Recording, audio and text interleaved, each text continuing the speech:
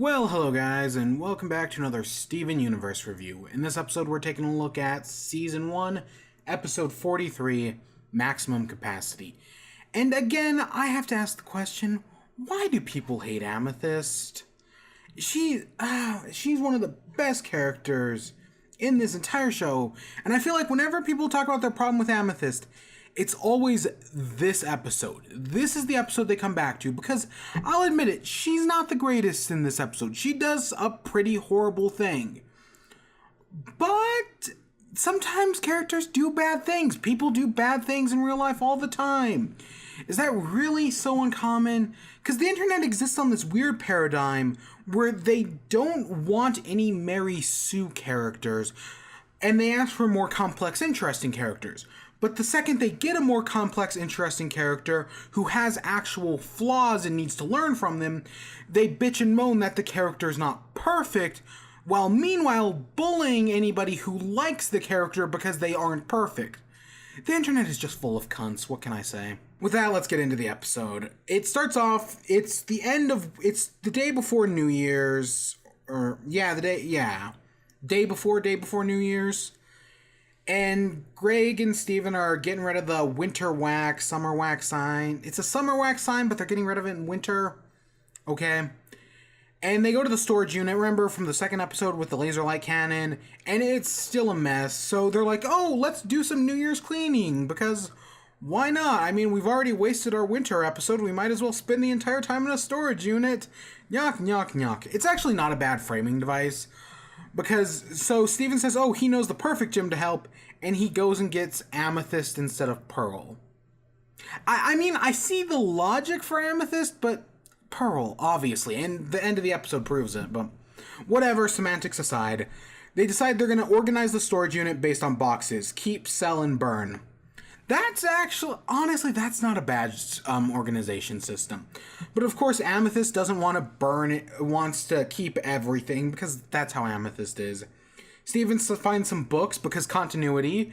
I like that he's still grounded. And then there's that Passion on Zanzor. That's a reference to something, right? I know it's making fun of those, like, adult, dime store novels you find, but it looks familiar, but I don't know what. I've never been able to figure it out.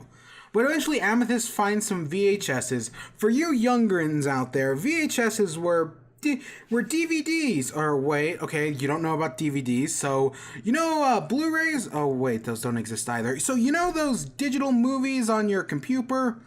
I'm not doing that. But they find the show Little Butler. This is the show's parody of Richie Rich. Now, for you youngins out there, Richie Rich was a show from the... It actually started off as a comic strip, but I remember the show. It was a shitty movie with Macaulay Culkin in the 90s. It was not a good movie. But this is kind of like their parody of that with a bunch of other shows. I actually think it's kind of funny, but that's just me. But Greg and Amethyst get really into it. They're big fans of the show.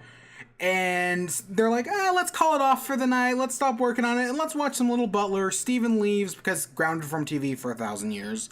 I love that Greg doesn't remember it. That's also a really funny joke.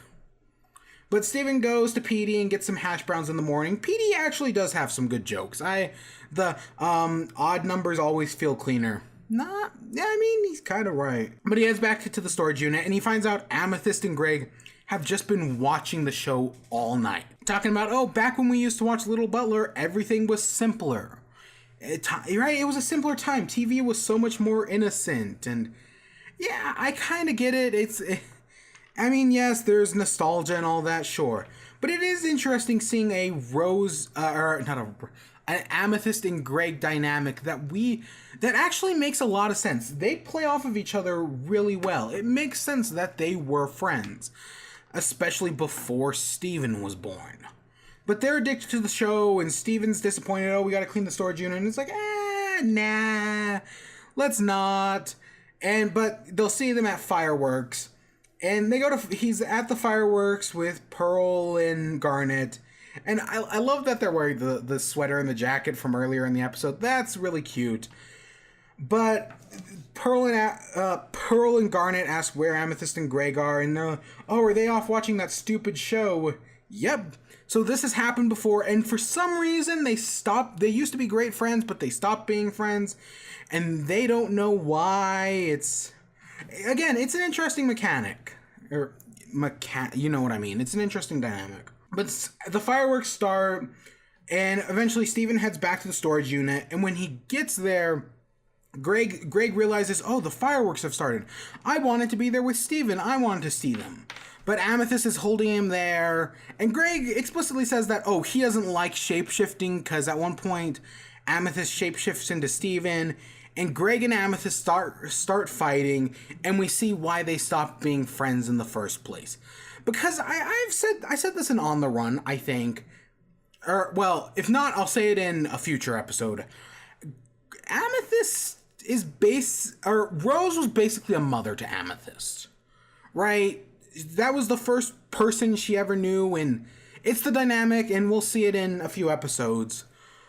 But when, of course, Rose became Steven, Greg took Rose away from her. So now she's spiteful, and we see how their dynamic developed, and this is probably what happened the first time and why they're no longer friends. And it is dark. Amethyst turning into Rose. Oh, shit. It is a bad thing to do. But I do think it's good character development. It's really establishing where Amethyst is coming from. I mean, we just got On the Run 4 episodes ago, so this is a nice change from that to this, showing that, yes, Amethyst, I mean, for the moment she feels better about the kindergarten thing, but she still has her own slew of problems. It's not like this stuff is just going to go away. It's perfectly reasonable. This is how real people work.